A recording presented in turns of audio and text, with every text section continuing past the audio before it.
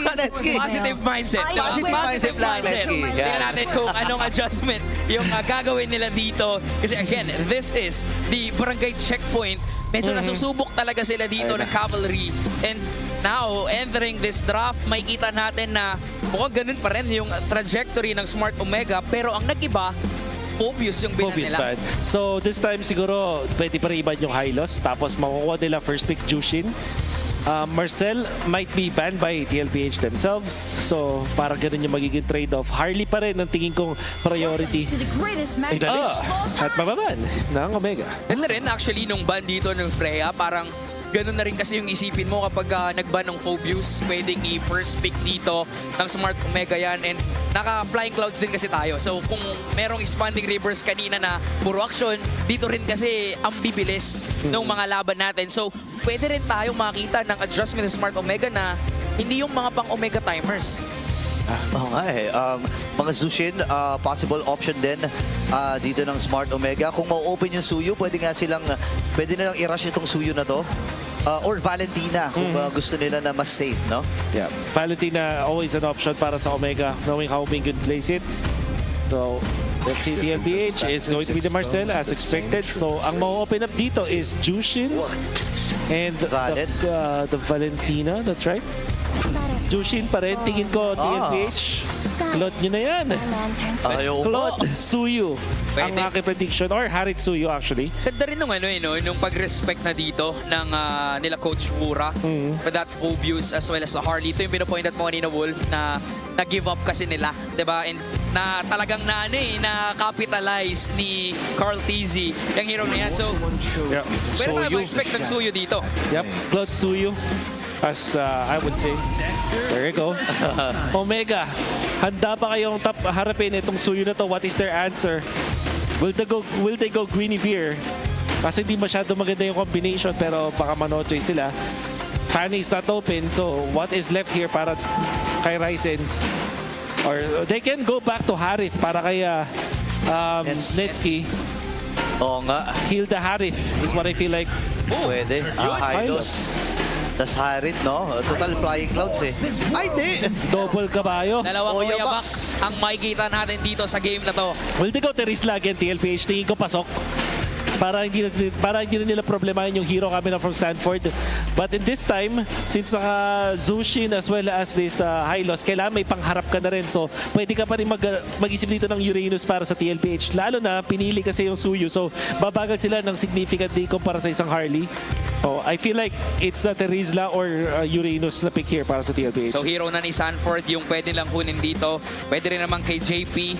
Pero sa kabilang banda, si Netsky yung pwedeng puruhan mamaya, no? Even actually James, yung mga Arlot na nag-shine talaga siya ng mga nakalipas na weeks, pwedeng tanggalin yon ng Liquid mamaya. Pero they're taking time.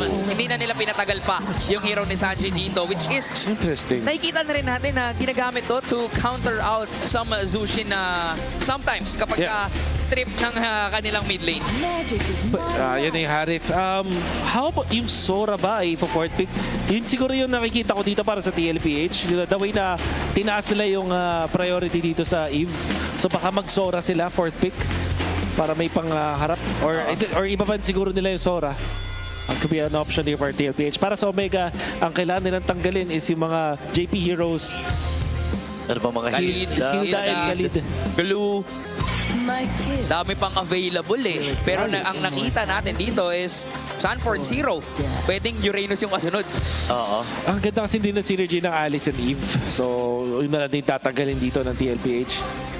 Ma-open up yung Gatot kung sakaling ibaban nila yung Uranus ng fourth pick. So, Gatot Eve, isa sa mga combo rin yan ng TLPH. Oo. Nakita natin last week yan, no? Paglapag ng real world manipulation, may AOG na agad. nakaharang. Dun sa sa pinakagilid. Sa pinakadulo pa nga Pinakadulo. Ayan na. Ayan na. Ayan na. Kung merong draft showdown meron ding dance showdown dito. Ang ating community. Ay! Ayan na. Ay! Lalaban. Laban! Lalaban si Mima. Lalaban! Hindi papayag. Baka mag-split yan! Mag-split yan! Babawi. Babawi dito ang Smart Omega. Alam mo sa community pa lang panalo tayo Ayan na. sa mga nakikita May showdown. natin. Ayan na! Ito na ang showdown. Hey! talaga? Inispiran Ikaw din! Oy! There's the Gatatkacha that we expected. At yung Terisla na minention din natin na pwede ko din ng TL ay naban na. So Omega, no Harit. So they will go Moskov tingin ko pwede silang mag-Sora ang Omega, I feel like, para may pang-time sila doon sa may likuran. Oo. And there's the glue naman. Kung sakaling gusto nila mas stable at mag-all-in sila kay Netsky, there's the glue option for them. Netsky, pero tingin ko yung Sora yung best. Okay. So maraming options dito. Lapo. Pero yan na eh. Si James na yan eh. Isa to sa mga signature heroes niya. Nung nasa FDL pa siya, nasa ibang teams pa siya. Alam mo nang pagka lapo-lapo eh kay James yan. Pero Nilabas Sanford, ang Dragon. eto na. Kilala rin natin siya sa paggamit nitong hero na to. Naku, nakakamiss makita si Sanford na humawak ng Dragon. Dragon. Yuzong versus Lapu-Lapu, a very good scenario here. Actually, ang tunay na panalo dyan ay tayong lahat kasi makakita tayo ng magandang bakbakan ng dalawang XP laners.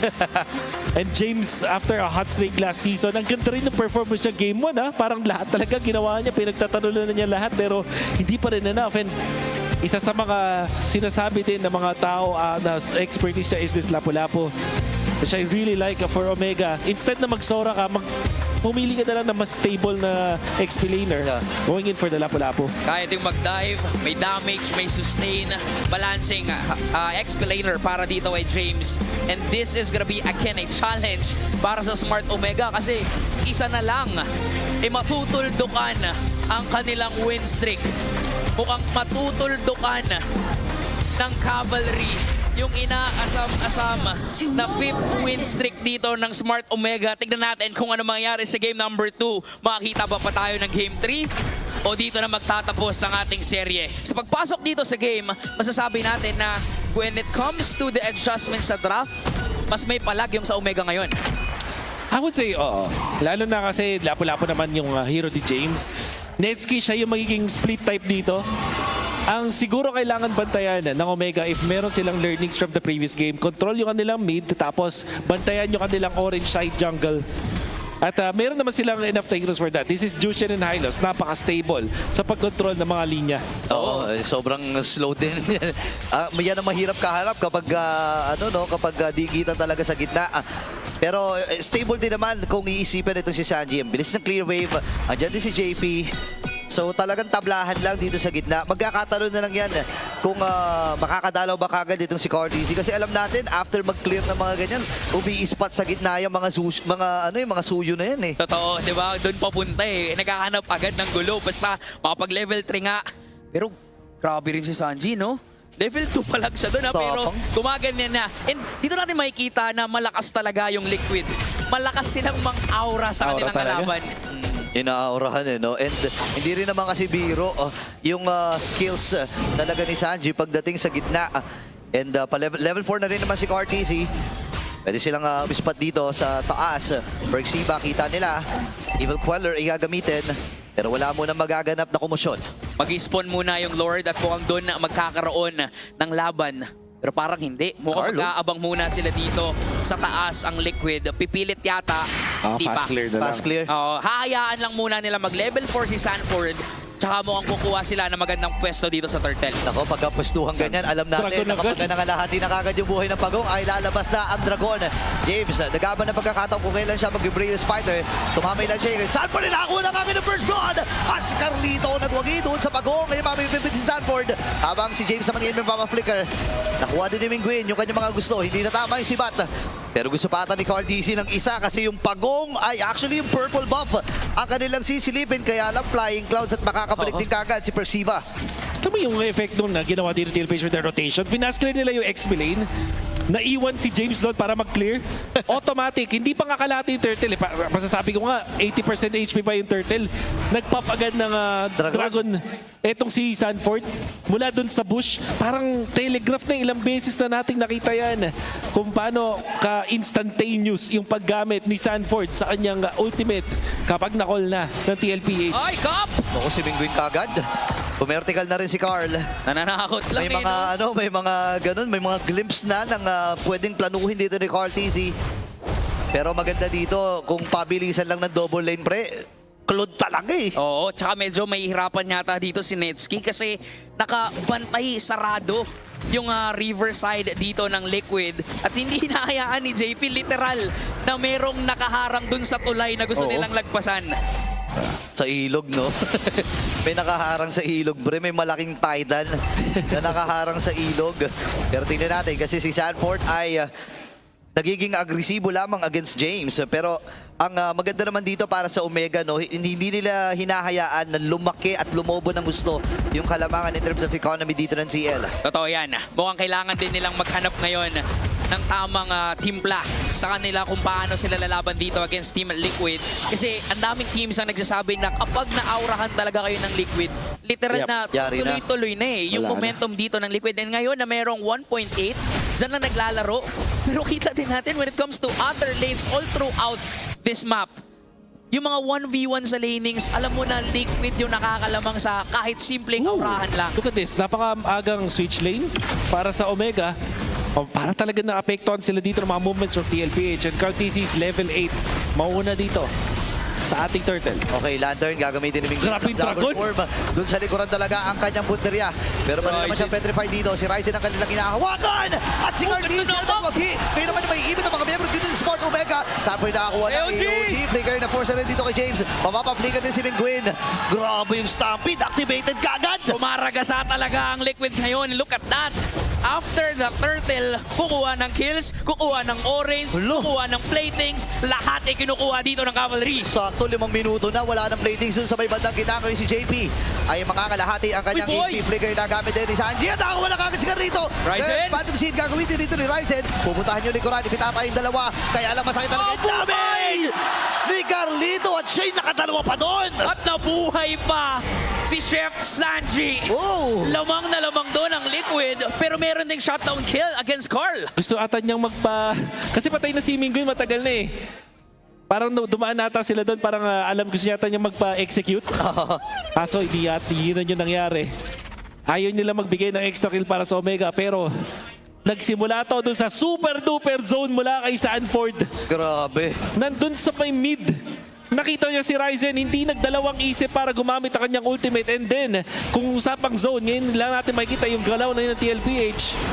Nasa gitna ng Tier 2 at Tier 1. Uy, Dragon Dragon. Alam niya na pa-cooldown na rin yung petrify niya eh. So sinubukan lang niya kung bibili ng Omega yung trip niya. Pero hindi na muna lalaban habang sa ibabang bahagi. President, dito matrabaho na rin. Eto na naman eh, bumalik na ulit yung Claude niya. Diba kanina kasi, Coach, ba't naka-pray ako? Oo. Eh, Claude gusto ko eh. So eto na, pinagbigyan na siya ni Coach. Ang trabaho na naman niya eh mag-farm, steady on farming na naman si Kuya Teddy. Dalawa na yung items niya dito in compare with the one item na meron si Netsky. And eto naman yung kahit paano masabi natin na for Omega, may palag naman sila sa late game. They do, pero aabot ba sa late game yan ang tanong? Yun lang. Yun na naman yung tanong eh. Hindi. At ito na naman, pagkaroon ng Turtle, once na magpakita si Ryzen, feeling ko mag-ult na naman ito si Sanford. Ayan na nga, Ay! petrify na gamit kagad. At Aray. first sa magiging call nila dito kay James! Pero nandun yung Jai Essence para kitilin ang kanyang buhay. Malayang-malaya ang Team Liquid dito sa pagong natin kasi walang XP lane na magsusone sa mga miyembro ng Cavalry. Lolobo na naman ang lead na meron dito ang Cavalry. Turtle, makukuha ni Carl. At mukhang magtutuloy-tuloy na naman sa nagiging takbo ng laban. Ganito rin yung nangyari kanina. Once na nakuha na ng Liquid, parang ang hirap na for Omega. Humabol, makabawi kasi grabe yung aggression na meron dito ang Liquid. Unlimited na play. Ang makakita natin mula sa TLPH. Uy, Mingguin? tapang ni Mingguin ha, okay. Bibit-bitin niya ata. Ito si JB pero Dragon. nakiiwas. Si Sanford dun sa bit-bit. Carl DC, di nila alam. Nandun sa may gilid. Pwede Eddie! papasok. Nagamit din! Kasabay ng blazing duwit mula dito kay Teddy. Ngayon, transition sila sa may middle. Babasagin nila yung inner turret na yun. At tagumpay ang Cavalry. Pwede pa na nila pasabugin at yun ang tagumpay. 7 minutes. 7 minutes pa lang. Sabog kagad yung gitna. Si Carl nga eh, nagkakat dito sa Oy! taas. At Ano? mukhang alam na ng Liquid na sila yung aharang sa pagtawid sa tulay, sa pagtawid sa ilog ng Smart Omega. May mga flying clouds. Pwedeng maghabol ang Smart Omega. Pero lalayo lang ang Liquid. Hindi sila makikipaglaban kapag alam nilang walang kailangang kalabanin. Unbelievable. We are seeing prime form TLPH. Wow. At lalo pa silang nagpapakita ng gilas nila. Their drafting is perfect. The way they execute the early stage is perfect. Carteezy just zoning niya. Mga Sanford, sobrang komportable with his Yuzong. Si Carteezy nag-i-invade agad. Grabe. Level 14. At 8 minutes and 30. Gusto ata niyang talunin yung record niya. Fastest level 15. Man, ibang klase talaga si Carl. Alam mo, lahat ng record gusto talunin yan eh. Lahat ata. Iniisa-isa na eh. Lahat ng mga records eh. Kahit sarili niyang record, gusto niyang kalabanin. Tama. Yun ang mindset ng The GOAT. Ano ba yung most recent? Parang 10 minutes ba?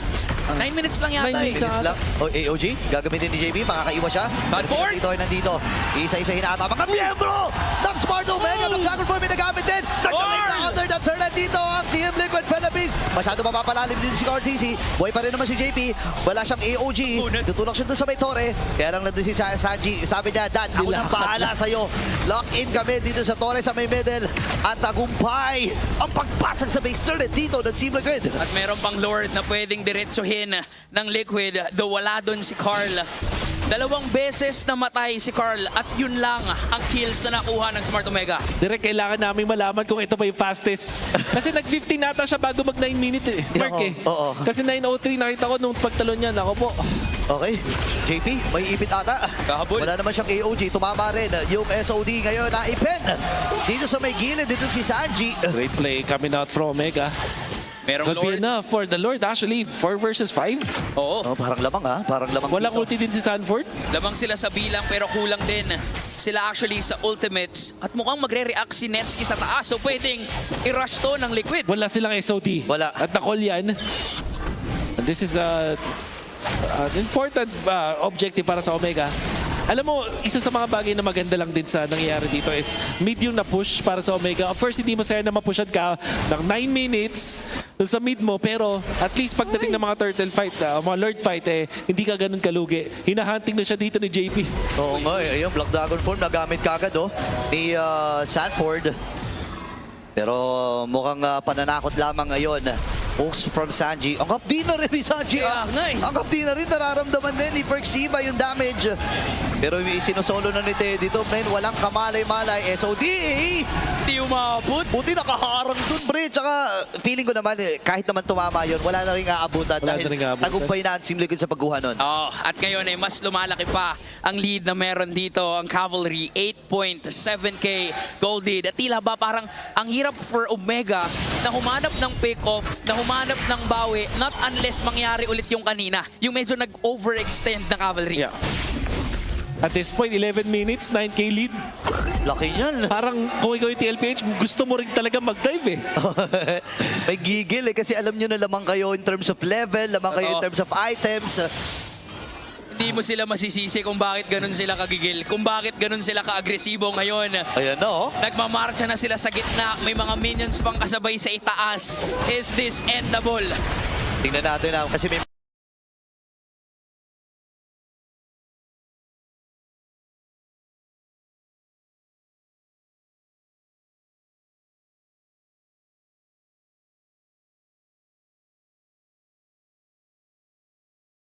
matching wars na rin ang lumalabas. Mag-Dragon Form na kulay red ay nagamit na rin ni Sanford.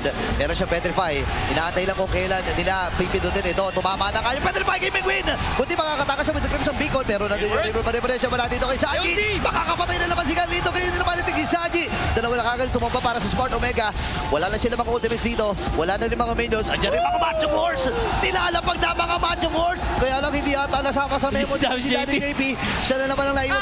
Inuwi na laban mula kay Teddy at ready na tapusin ito ng Team Liquid Philippines at sila magwawagi. Team Liquid Philippines ang tutultok sa win streak